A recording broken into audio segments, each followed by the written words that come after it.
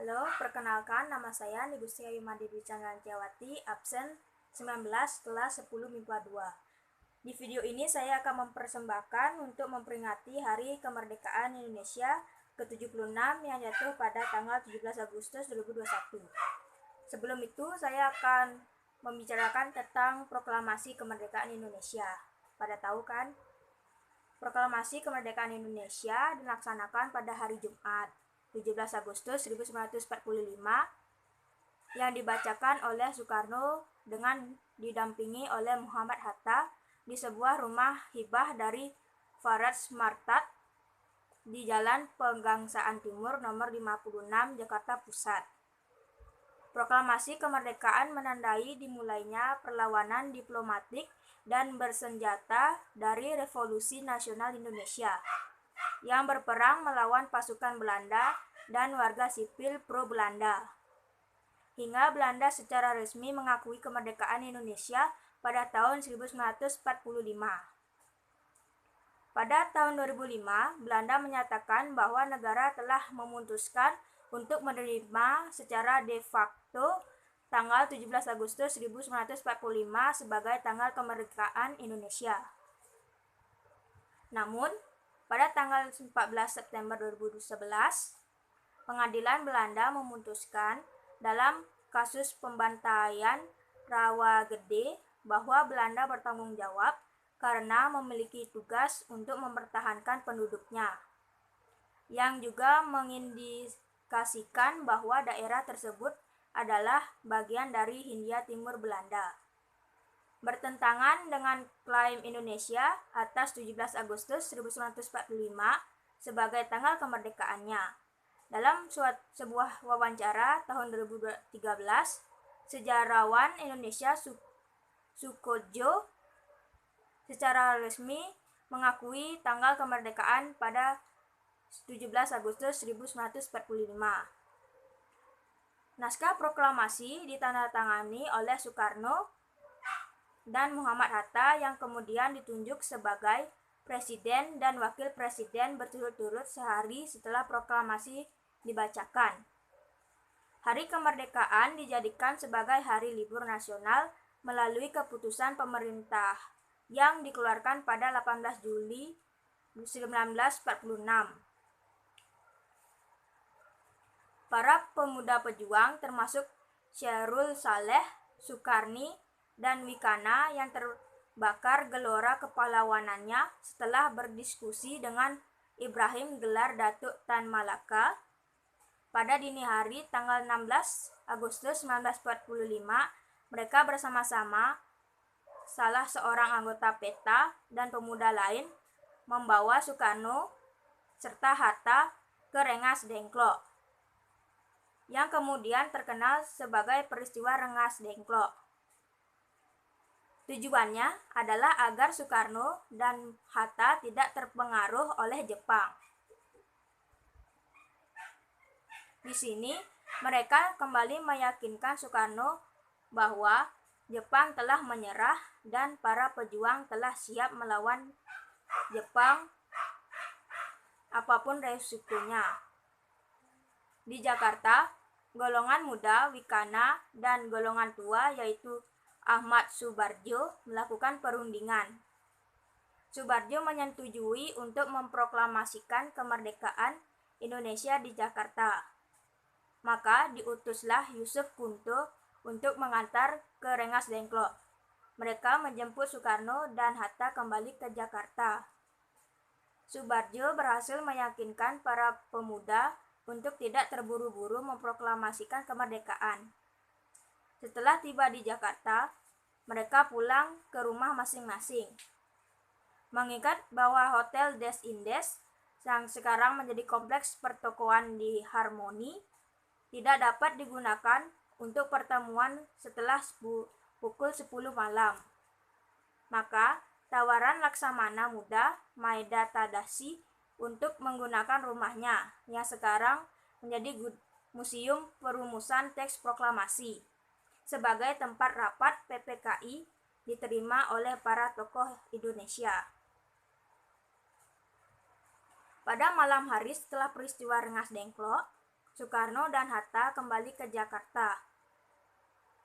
Mayor Jenderal Moichiro Yamamoto, Kepala Staf Tentara ke-15 Angkatan Darat yang menjadi kepala pemerintahan militer Jepang di Hindia Belanda, tidak mau menerima Soekarno-Hatta yang diantar oleh Maeda dan memerintahkan agar Mayor Jenderal Otoshi Nishimura untuk menerima kedatangan rombongan tersebut.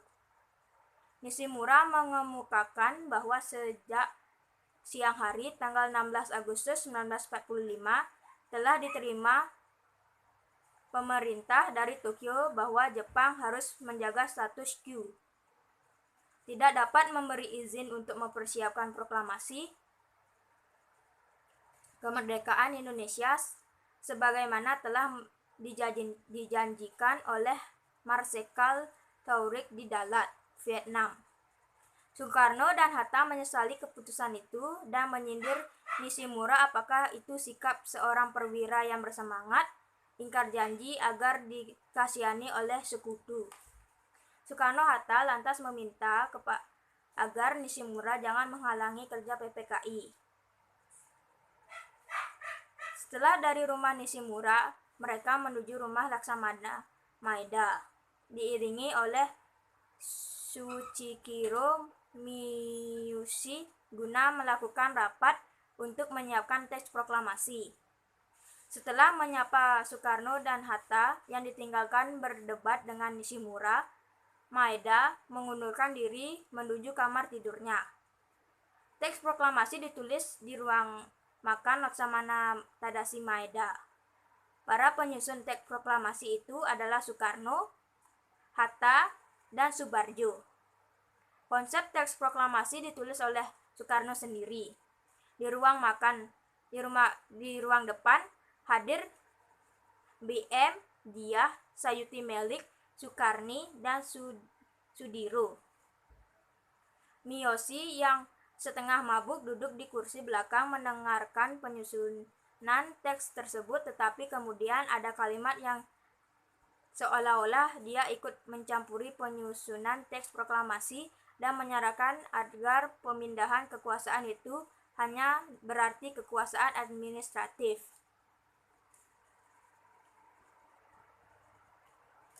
Pada pagi hari 17 Agustus 1945, di kediaman Soekarno, Jalan Pegangsaan Timur 56 telah hadir antara lain Suwirjo, Wilopo, Gafar Pridando, Tabrani, dan Timurti.